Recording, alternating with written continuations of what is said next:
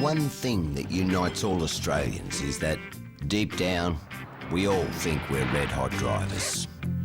And I show him a couple of moves, double shuffle, you know. The road rage, the shouting, the jeering, the gesturing is not something that you find anywhere else. The cop gets out, he looks at my father and he said, take him away. He drives this thing like a loaded weapon. A nation of rev heads and car lovers. Boys had cars and girls had boyfriends. But I didn't have a boyfriend, I had a car. So I had freedom, I had security. Lunatics, shed men and petrol heads made our first cars. They united the nation and the car became something everyone had to have. So next thing I know, into the driveway comes this absolute vision of beauty. Got my first car. It was a Hillman Minx. Well, I think I paid $75 for it. FJ Holden. And Dad just chucked me the keys and said, it's yours, boy. The Toyota Crown Super Deluxe. Cars tell us a lot about who we are, who we were, and how far we went. Your car was a chick magnet too. You could pull a girl with your car. If you were a little bit classy as a chick, you didn't go out with a guy with a panel van. It was very déclassé. The back of a Sandman? Of course. Of course. For some reason, I'm not sure why, but Australians were speed-minded from the very early days.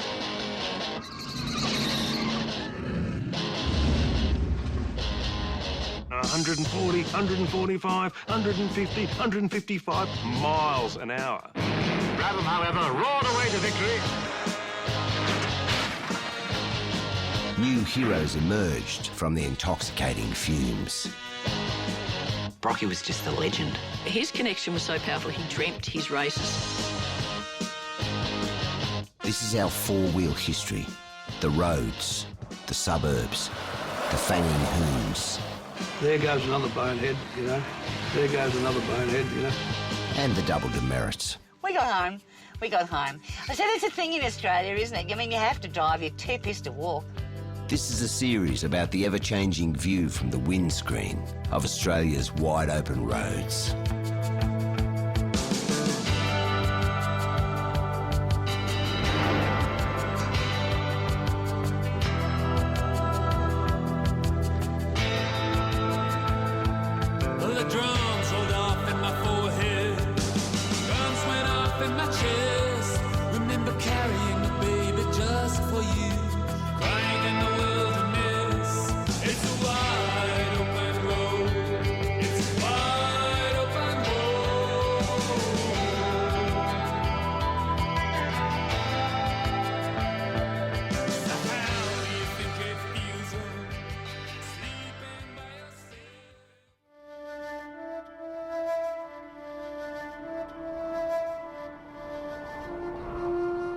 They say the past is a foreign country.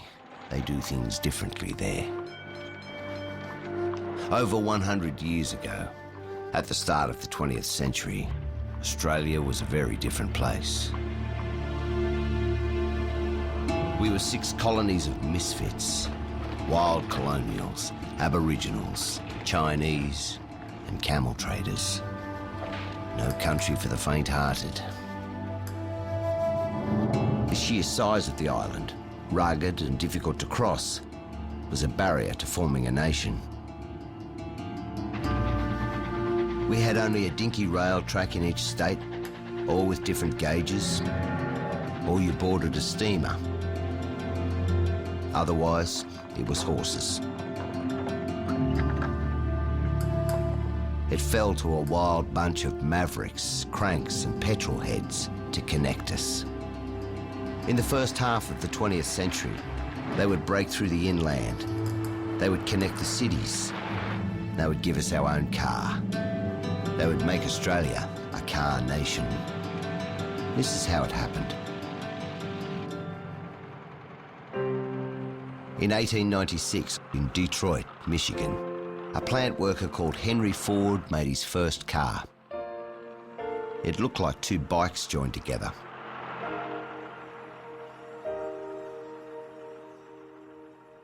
The first ones appeared in Australia just before 1900.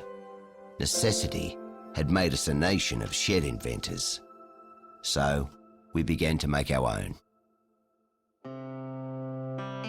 Australia has quite a strong culture of invention from the 19th century. We've made lots of agricultural machines, with lots of other machines. So there are lots of people wanting to make new things of one kind or another. And so when the motor car comes along, of course, Australians want to make their own cars. And so people in back sheds, in all sorts of improbable places, are starting to try and make cars.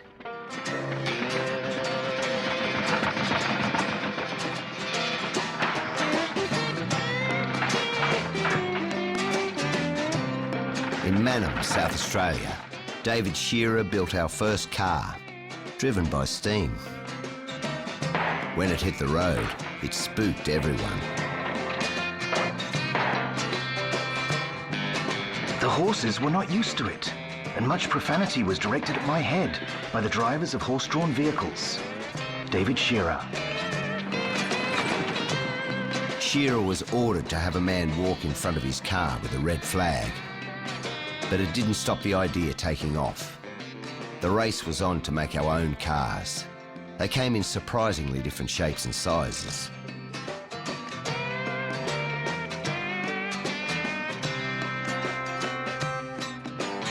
From the start in Australia, the car belonged to everyone. Our story was about doing it yourself and just going wherever you wanted to go.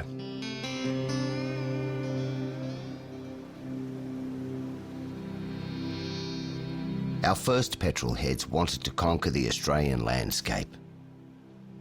Their first cars were flimsy contraptions, but that didn't seem to stop them.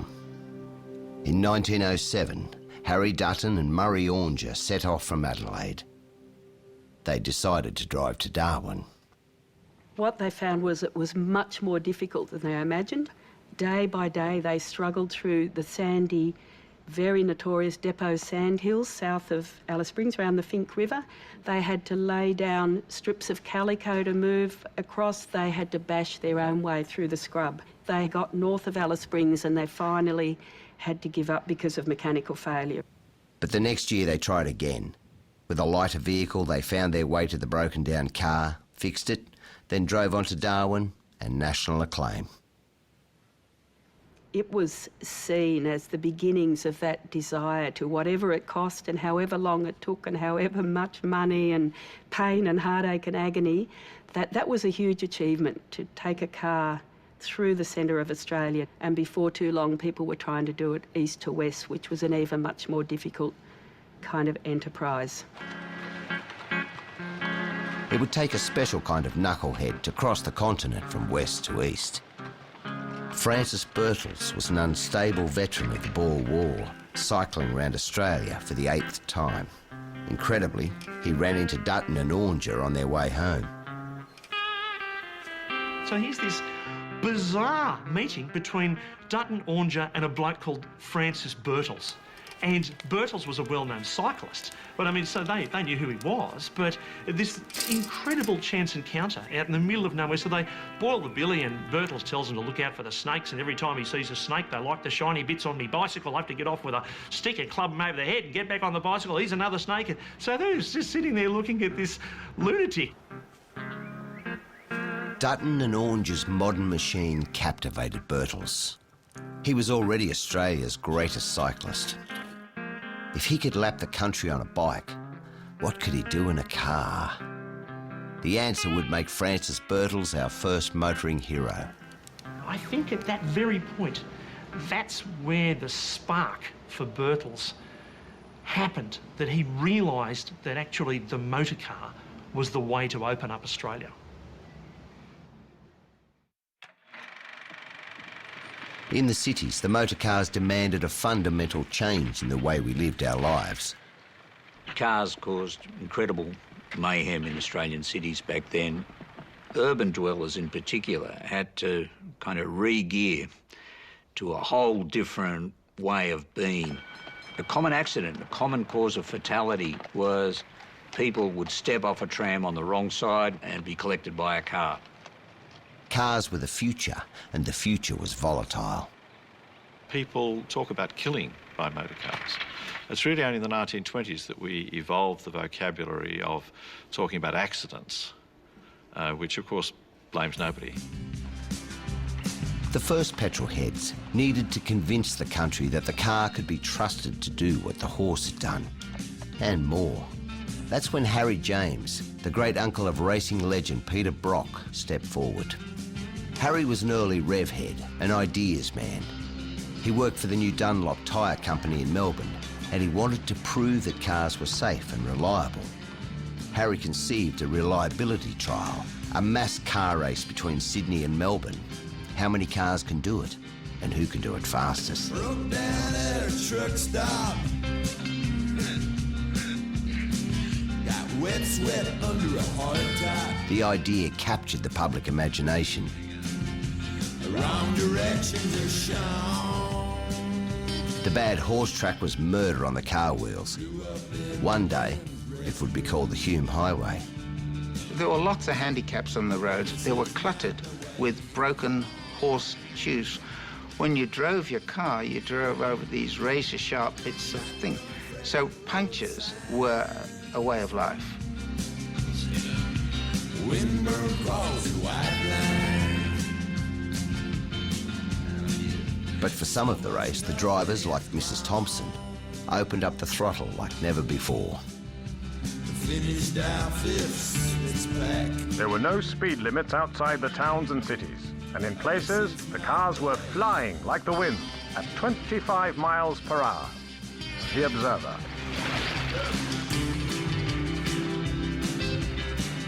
Of the 33 competitors, 21 finished the race. Sydney-Melbourne takes them 5 days. Shed inventor Harley Tarrant is the winner, but the real victor is the car. Sydney and Melbourne were now connected by the car, but in the cities, we were still trying to work out the basics. How do you park a car on the street? When cars first appeared, the rules that applied were the same that applied to a horse and carriage. You couldn't leave a horse and carriage alone in the street. You either had to take it to a stable or you had to have someone stay with the horse because the horse might bolt. You had to stay with your car. Or you had to pay someone, a car minder, to look after your parked car. So what grew up, in fact, was a profession of car minders who you paid a couple of shillings to and they would stay and look after your car.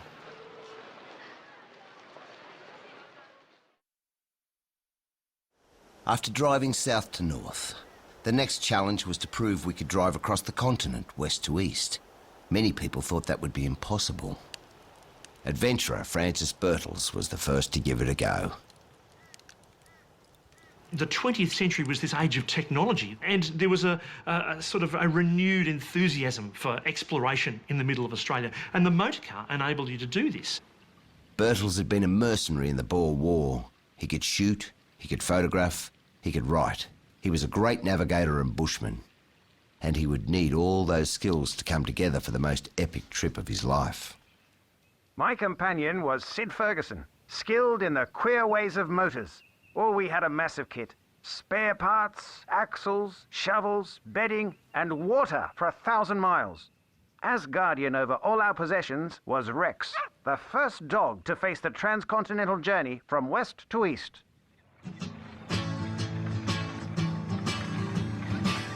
Just outside Fremantle, on their first night, they're bogged. Most people I know think that I'm crazy, and I know at times Birtles had to find horses and donkeys to pull them out of the mire for the first few days, and then they began to follow the routes of the camel trains across the desert. you should know it then, in every way. The few people they encountered had never seen a car before. Some would come along part of the way, forgetting about having to walk back. Oh, they'd remember with sudden alarm. Birtles' skill as a navigator made up for the fact he was still learning to drive. We turned eastward at Norseman, and ahead lay 1,000 miles of limestone plateau. forming one of the best natural surfaced highways in Australia.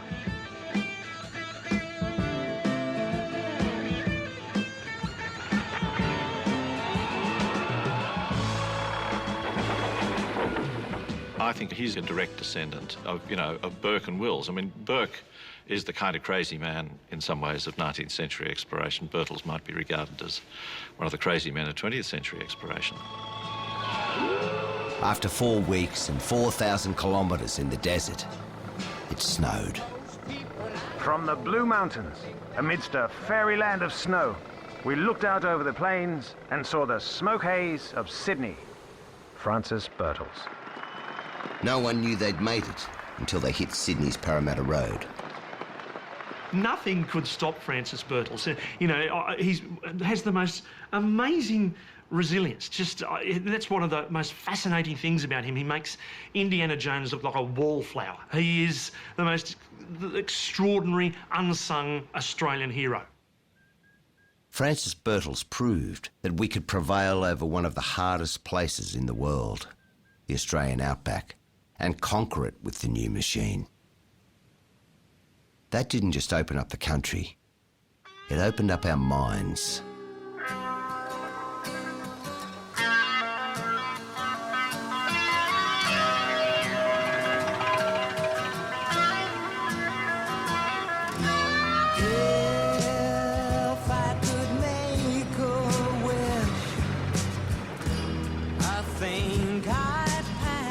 Now all the rest of us needed was a car to take us there. In 1909, Henry Ford's latest, the Model T, arrived from America. It would change Australia forever.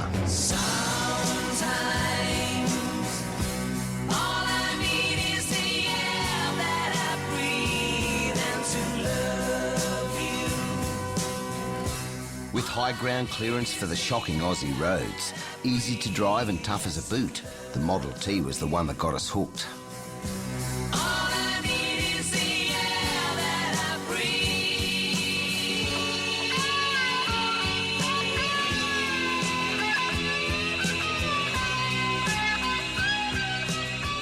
It brought mass motoring to Australia, and the fact that it was so reliable. It was used in the early stages a lot more in the rural environment than it was in the city environment because it was so tough and could get things done.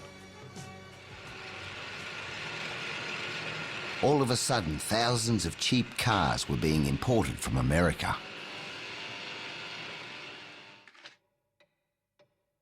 South Australian engineer Felix Caldwell developed a vehicle that would inspire love and hate in all of us. He conceived the four-wheel drive years before the rest of the world, but nobody wanted it back then.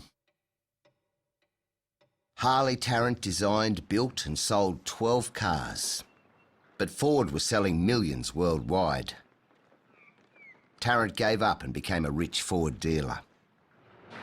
We didn't know it, but we were being globalised. Henry Ford decided in the first 10 years of the company that he needed to go outside of the US market. And the only practical way of doing it was essentially to put these colonies of companies around the world. You know, there was a Ford of Ireland, a Ford of Britain, a Ford of France, a Ford of Germany, you know, clearly a Ford of Australia. The story of Australian motoring would become do-it-yourself shed men, pitted against international motor companies. None of them stronger than Henry Ford, with his grand vision of world domination.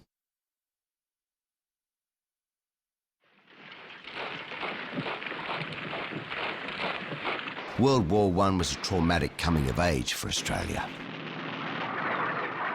But along with the carnage of war came new business opportunities at home. When German submarines cut international shipping lanes, it meant we were going to have to make things for ourselves. When the sea blockade began, a lot of British surplus manufacturing which went to the colonies stopped. If you go around Australia in those days, you can still see it in old terrace houses. All the taps are made in Manchester and Liverpool, and the toilets were made somewhere else. So the colonies had to start manufacturing themselves. In other words, we could no longer rely upon Britain and Germany to satisfy our needs for this sort of hardware and machines. So here you have the nascent Australian manufacturing industry.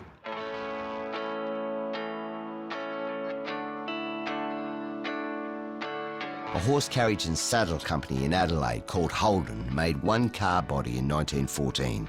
By the end of the war, they were making 600 a year. They were making bodies for US company, General Motors. That was the spark for a great Australian rivalry to begin. General Motors and Holden versus Ford. Soon after, Henry Ford gave the go-ahead to build a factory in Geelong. He was a notoriously tight man. He scrimped on money wherever he could. So wherever you go in the world and look at Ford factories, they're all the same because Henry didn't want to pay an architect more than once. So when they were building the factory in Geelong, the assembly plant, one of the engineers got them aside and said, look, I think this is a bit of overkill here. And they said, what do you mean? They said, well, it's the same roof as they're using in Dearborn, the same structure. And they said, yes. And he said, well, that's designed to take 7 feet of snow. It's not going to happen in Geelong. But it had to be built the way Henry demanded it. After the war, car sales boom. There's a whole group of young men who come back to Australia after World War I who've been taught to drive. And one of the things they want, of course, having learned to drive, is their own car. Enter more petrol heads.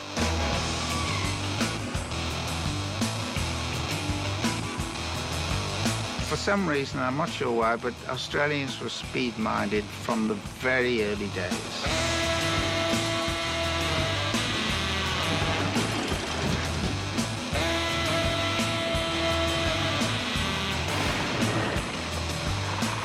It's covering distance at speed that captures us.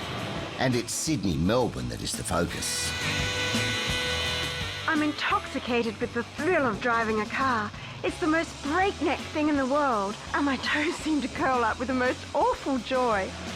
Molly Randolph. There were people attacking these speed records almost on a daily basis, getting huge amount of publicity because the public really loved it. In 1916, Boyd Atkins is the first racer to beat the Sydney-Melbourne train, doing the trip in an amazing 16 hours. Soon after, Boyd founded the NRMA to fight for better roads, so petrol heads could go faster. In the 20s, the quest for speed intensified. It climaxed in an epic duel between two of Australia's greatest petrol heads, A.V. Turner and Norm Wizard Smith.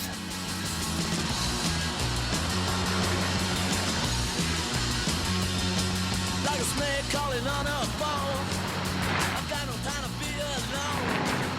Wizard Smith slashed the Sydney-Melbourne record to 15 hours in 1920, fanging it at 80 miles per hour on the rugged roads and tracks. Then Turner takes it down to 13 hours. When Wizard Smith betters him again, Turner does it in 12 hours. One of the big handicaps in those days is they had to go through private properties and the farmers would leave the gates closed. And on one occasion, I know that one of the drivers, I think it was A.V. Turner, recorded that he opened 75 gates on his journey from Sydney to Melbourne, but he also collected 85 speeding fines. But before the police stopped them, they got the record down to 9 hours. Faster than we can legally do it today. Without meaning to, the petrol heads had brought us closer. And in the next decade, their actions would reshape the very psyche of the nation.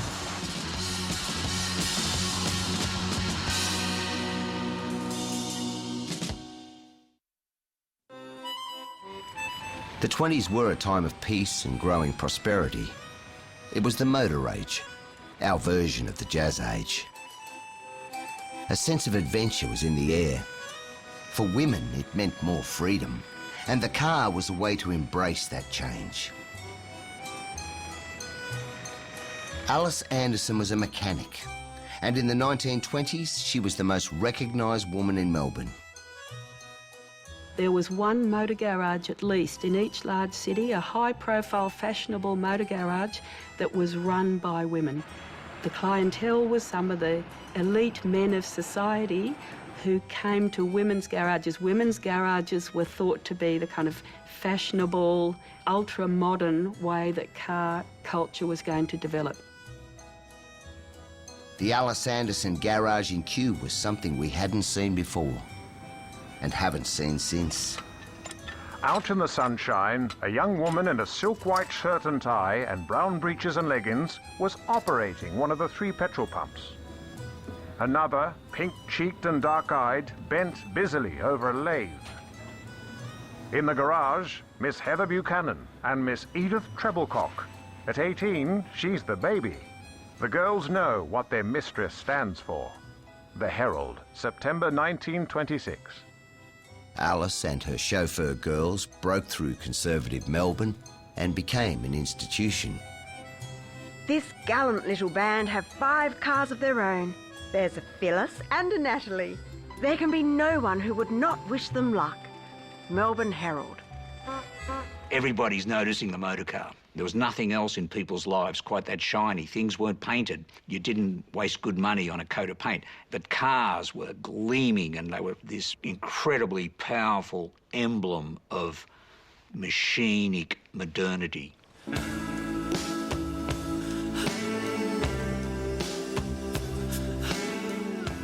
The dream of making an Australian-designed and built car was still alive. The Australian 6 was our first dream machine. With a big 6-cylinder motor, it was the ancestor of the Holden Commodore. Made by a small company in Sydney, for a moment, it looked like the car would be a huge success. It was an attempt by Australians to build a car for Australians. Probably they were a bit ahead of their time, but it was a very brave attempt to try and tap into that market. It was a beautiful car that suited Australia, but they just couldn't compete with Ford and General Motors. But with the Aussie 6, the 6-cylinder became our motor of choice. Australians have had a love affair with the 6, and driving this one you can see why. I've got other veteran cars, and every time you come to a hill you have a little bit of a query whether you're going to get over or not. Not with the Aussie 6, you'll go over in top gear of just about anything that comes your way. Meanwhile, Francis Birtles was becoming Australia's favourite adventurer. He was writing colourful bestsellers about his outback exploits. With a new dog called Wowzer, he left Melbourne behind and attacked the top end.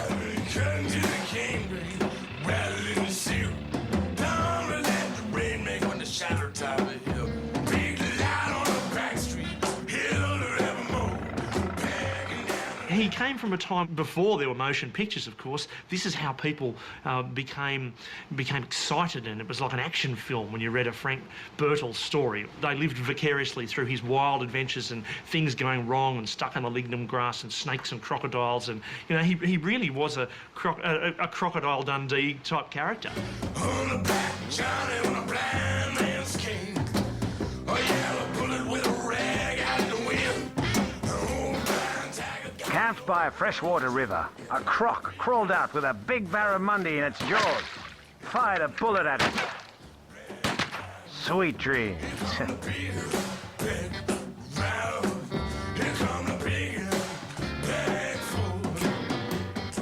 Feeling rough in the guts today. Shot a cockatoo and boiled him.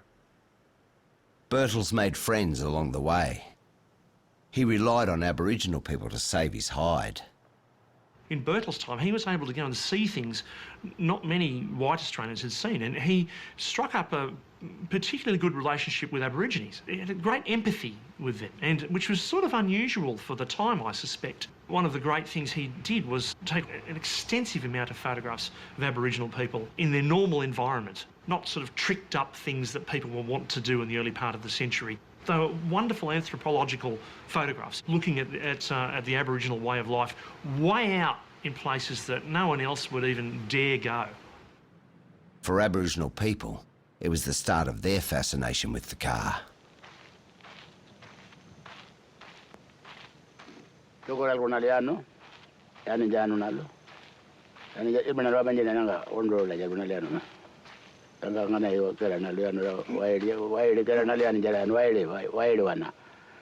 And he was following the track where he went to, which area, and he wanted to find what is it, you know?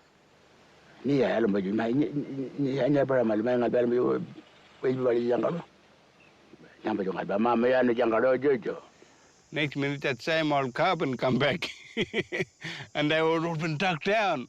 And that white fella said, well, you my boy jump on, I'll keep him upright. One jumped on, everybody jumped on, and when that car moved, everyone all pulled, you know, jumped out again. Really frightened. They were thinking about how he might go to the sky somewhere.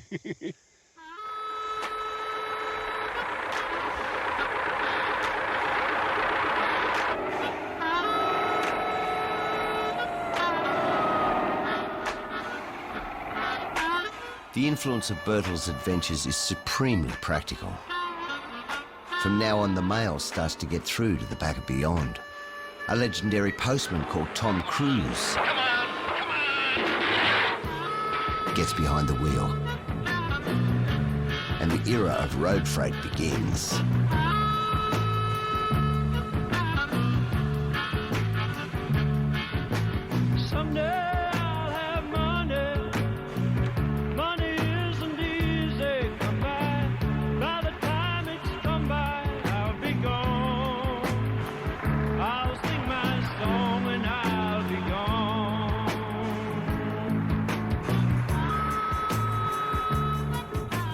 A bus driver called Marion Bell sets out to circumnavigate the continent with her 11-year-old daughter, also called Marion. I've always wanted to travel around Australia. Even as a child, I would ponder the map and plan what I would do when the opportunity came. Marion Bell. The two Marions left Fremantle in 1925.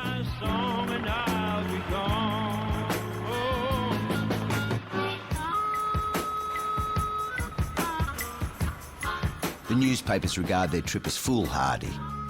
Two men in Northam are overheard to say, Bill, come and see the car that's driving around. I believe there's a tart driving it.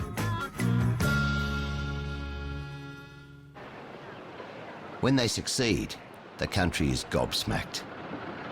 It's a great testimony to the modern automobile and the strength of the modern-day woman, the West Australian. The speed of change was accelerating. 100 miles per hour was the ultimate challenge of the 1920s. Some people believed you would surely die if you tried to go faster. The Sydney Guardian newspaper offered a £50 prize for anyone who could break the ton. Don Harkness decided to give it a try and pocketed the prize money.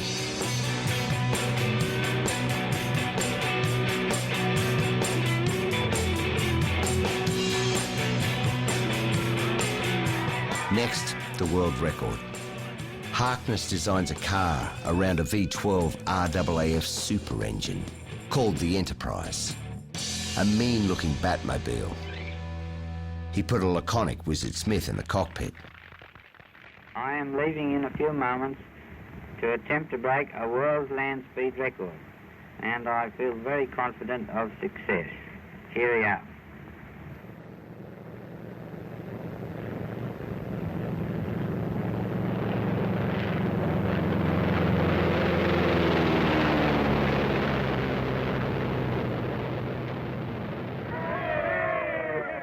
"90 years ago, on a long-forgotten beach, Wizard Smith went 300 kilometres an hour, a new world record.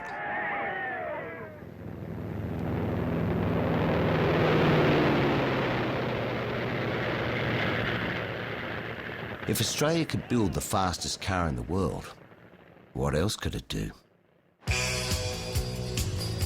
Over in London, Francis Birtles was about to show us. In 1928, he began the longest car journey ever attempted, England to Australia. Birtles set off from Australia House in the Strand in London on his own. And he wants to show people in Britain how wonderful Australia is. I pointed the bean's nose to a distant gap in the hills. The great open places in Arabia reminded me of the freedom of our outback. Most people speak of deserts with awe. To one who has lived most of his life in this country, It seems paradise to those overpopulated regions of England and Europe. 50 years later, car buff Peter Werrett drove Birtles' car and couldn't believe he did it. Birtles was a man of iron. I never met him, but I know that because I've driven his car. It's a beast of a thing, and how he drove it halfway around the world, I'll never know. The Bean is one of the major characters of our motor history. Today, Warren Brown has built his own Bean and is ready to recreate the trip from London to Melbourne. Well, this is a 1925 Bean 14. It is identical to Francis Birtles' car, the car he drove from London to Melbourne in the 1920s.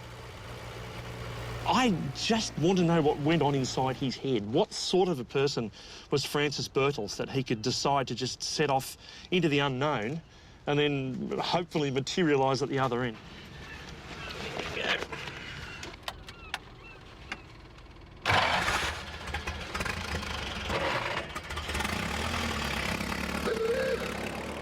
It took Birtles nearly a year to drive from London to Melbourne. When he arrived, the Melbourne police provided the customary welcome. He pulled up outside the Melbourne post office so that the photographers could photograph him in his great triumph, and immediately the policeman said, "Move along there, you're obstructing traffic." So he didn't even get his photograph taken. Motorcars had been in the country for just 30 years, and Australians had embraced them as agents of change. But by the late 1920s, we started to learn the limits to progress. In Melbourne, the Alice Anderson garage was in trouble. In the early 1920s, the girls had been viewed as angels of modernity. But later in the 20s, they seemed to threaten the established order. Rumours circulated that the garage was a front for a network of lesbians. The hint of personal scandals and the garage's business debts ended Alice's life at the age of 29.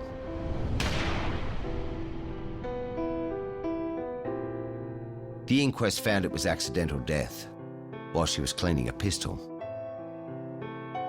Melbourne agreed it was a tragedy, and the other women tried to carry on the business without her. Perhaps we were changing too quickly.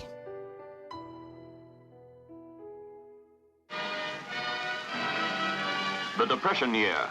It was indeed a black outlook here in Australia, as each individual staggered under a national debt burden of fixed money claims of approximately £20 per head. When the Great Depression hit Australia in 1929, a lot of people blamed the motorcar. People are up to their eyes in debt because of this motoring craze. And all these vehicles have been bought on hire purchase. No wonder we are hit hard. Car sales dropped by 80%. A lot of people put their cars up on blocks until life improved.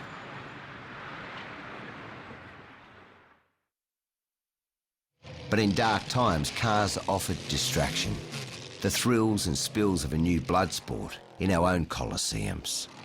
Sydney's Maroubra Speedway was called a concrete death trap. It was one of the many arenas around the country where car racing crowds were lured by the danger.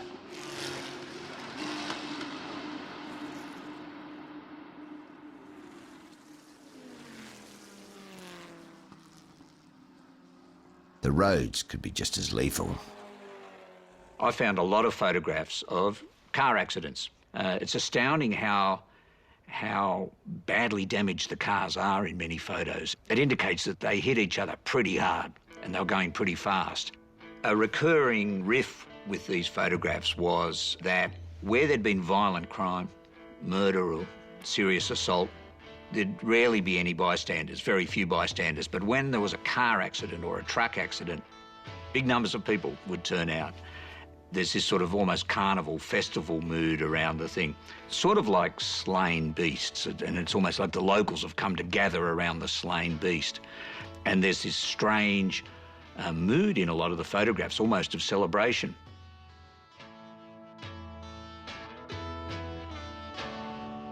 Amazing, actually, just to see the collection of real Australians from that time, caught in a very sort of unguarded way, actually surprisingly candid. Despite beating the world in his bean car, Francis Birtles was bankrupt. All his sponsors had dried up, and he looked for an escape route. It involved another dangerous trip with a new dog called Dinkum. When he was particularly down on his luck, Birtles all of a sudden remembered what he thought was a seam of gold he'd seen from an aircraft during a mapping expedition many, many years before. So he mounted an expedition and went out there, and lo and behold, bang, he hits the jackpot. Incredibly, his mine had struck gold. Birtles was made for life. It was time to take a wife and buy a new car. I mean, all these years, here's Frank Birtles sleeping on the ground next to, you know, termites and scorpions and crocodiles and who knows what, and he has this amazing vehicle built, this Ford V8 vehicle. It looks like the world's first Winnebago. It's an extraordinary thing. That's how he wanted to spend the rest of his years, going to see Australia for the 10 millionth time. In his own eccentric ways, Birtles was an Australian archetype who showed us our true potential. His input in sewing the nation together by proving you could drive a car here, you could drive a car there, it was no problem. And in fact, you know, the modern four-wheel drive we see today, people have that kind of spirit still, even if they don't ever use it. They've bought a four-wheel drive because they think one day I might go out and drive the Gun Barrel Highway or drive, you know, the Ann Bedell Highway or do some adventure. And that feeling has, I think you could actually trace it back to Francis Birtles and the amazing things that he did. By the mid-1930s, as the worst of the Depression eased, Australia was well on the way to becoming a car nation. Now we were building the cities and suburbs around the car. But one key part of the story was still missing. We didn't have an Australian car. The catalyst for that would arrive in the form of a tenacious Englishman called Lawrence Hartnett. Hartnett was sent to Australia by US car giant General Motors. They had bought car body makers Holden during the Depression, and now it was costing them money. Hartnett's directive was to make it pay or shut it down. I arrived with a written commission to wind up GMH. It had $2 million in losses. But when I saw the capacity of the South Australian plant, I couldn't believe it. They were making steel Plymouth bodies ahead of the Americans. It really was extraordinary. I was determined to save them. Lawrence Hartnett. That decision would change the course of our motoring story.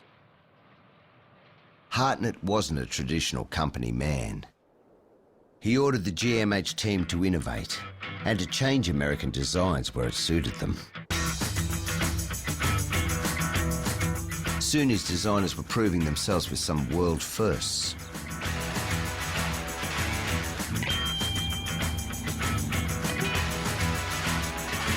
Meet the Sloper, a vital link in the evolution of the Australian car nation.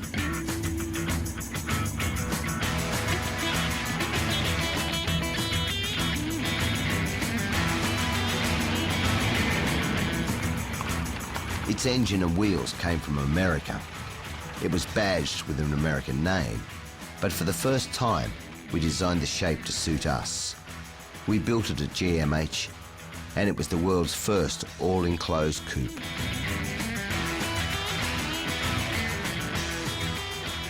You have to say it was the granddaddy of the Monaro. It was built by Holden in Adelaide. It was designed by Australians. It was certainly ahead of its time, and it's become called the Sloper, but its actually official name is the all-enclosed coupe. As we started to buy cars again in the 30s, the great rivalry of Australian motoring, General Motors Holden versus Ford, sprung to life. Both Ford and General Motors sales were growing and growing and growing. And during the 1930s, General Motors were doing extremely well in terms of outselling Ford. Hartnett had proved that cars designed for local conditions would sell. After the Sloper, Ford hit back with the quintessential Aussie vehicle. And they got the idea from a lady pig farmer in Gippsland, Victoria. We need a vehicle that can transport my pigs during the week and that we can go to church in on Sundays.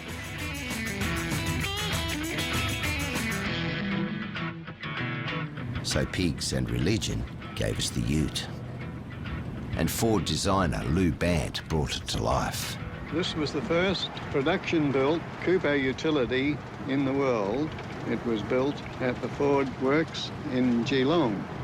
Why was the ute created? In the answer to a great need of farming communities of Australia and lots of other tradespeople. Behind the scenes, Holden had been working on the same concept, and Ford had just pipped them at the post. Now, while Ford claimed that they had the coupe utility first, it was really only by a month or so. Holden and Ford had been working on exactly the same sort of product at the same time.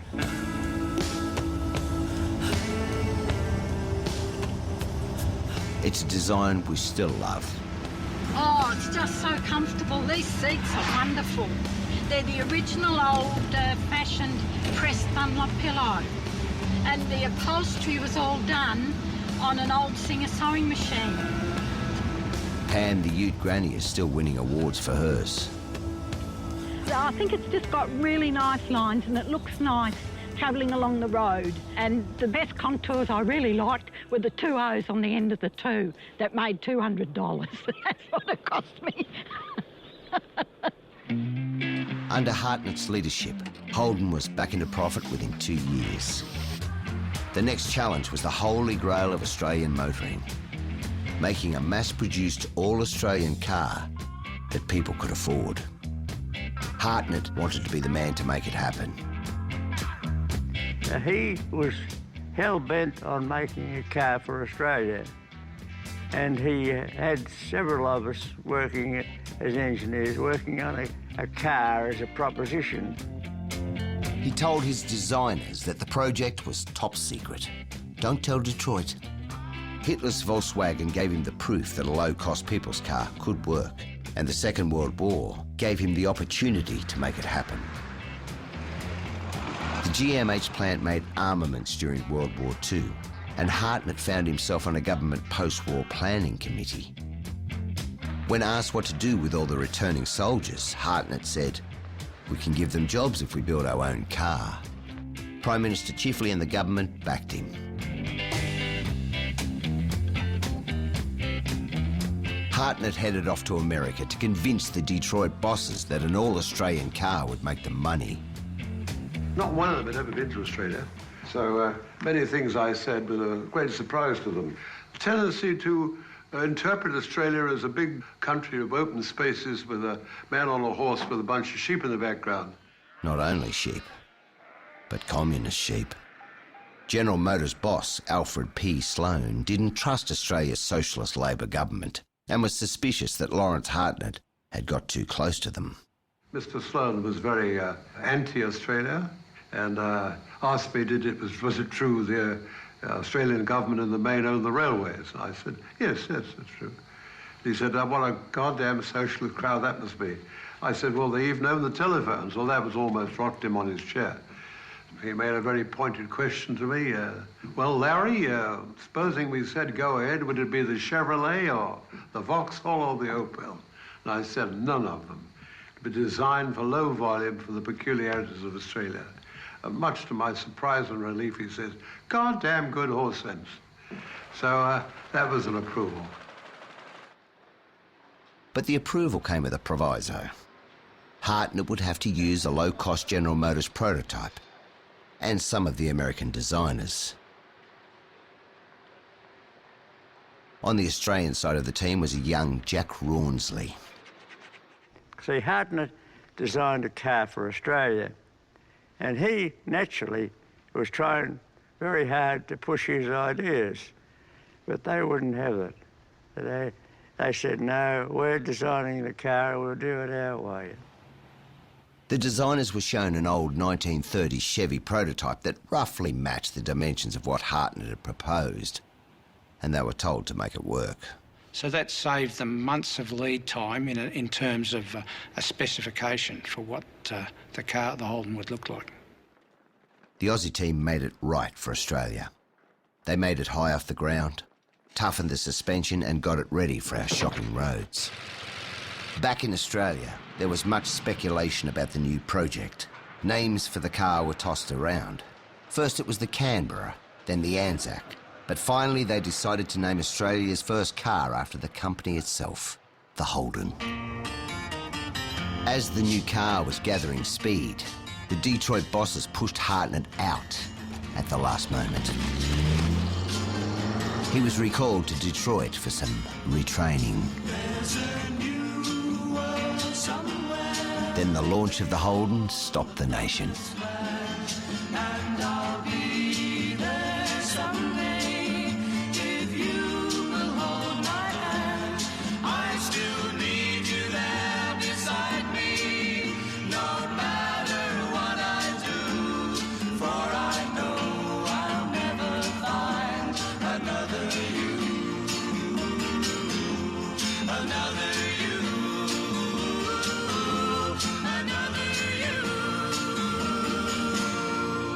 Lawrence Hartnett had delivered us a national symbol we could afford. We got the American dream, cut down to Australian size. I suspect that Detroit got it right, that the Australians, after the war, they didn't want a frugal-looking European people's car. They actually did want a car that had a few curves and a bit of style. So the Holden probably actually did meet their aspirations. The Holden 48-215 is remembered as our first car, but in fact it was about the 60th car made by Australians. All the Mavericks, Dreamers, Shed-men and Petrol heads led us to this one set of wheels.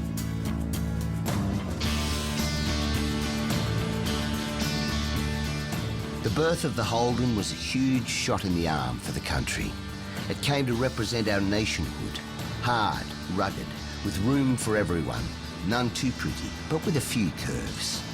It combined the austerity of the war years with post-war optimism. We gave it a fitting nickname, the Humpy. In 1949, Australia had its first opportunity to vote after the war years.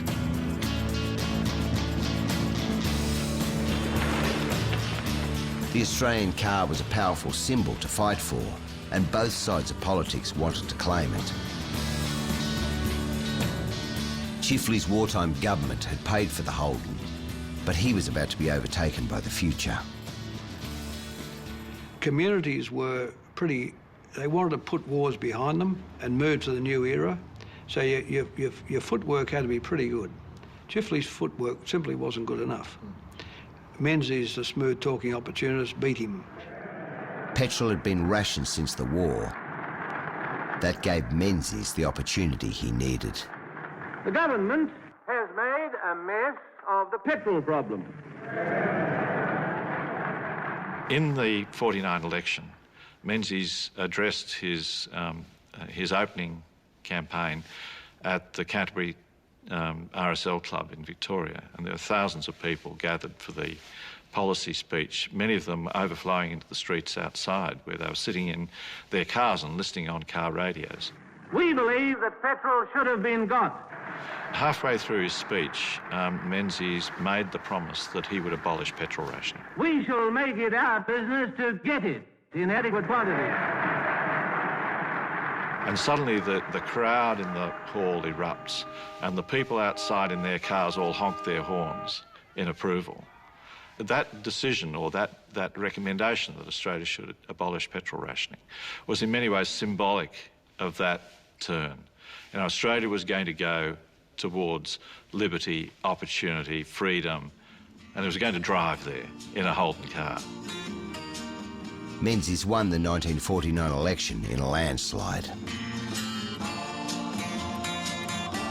Somewhere deep in the suburbs, Francis Birtles was dying, but his role in the story was complete. Now we were all car mad.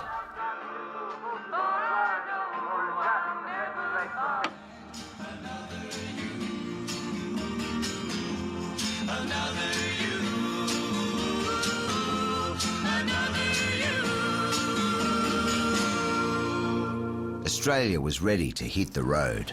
Soon a new generation would experience the world from the back seat of a car. New heroes would emerge, and the motorcar would take centre stage in all our lives. It would be the time of the dream machines.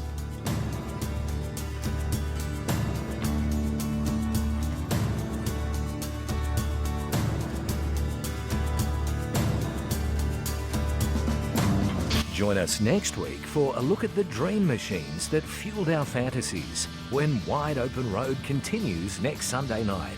And on Thursday, don't miss 2 superb Aussie dramas back-to-back with the raw human emotion of The Slap at 8:30, followed by the courtroom concerns of Crownies at 9:30. Superb viewing Thursday night on ABC One.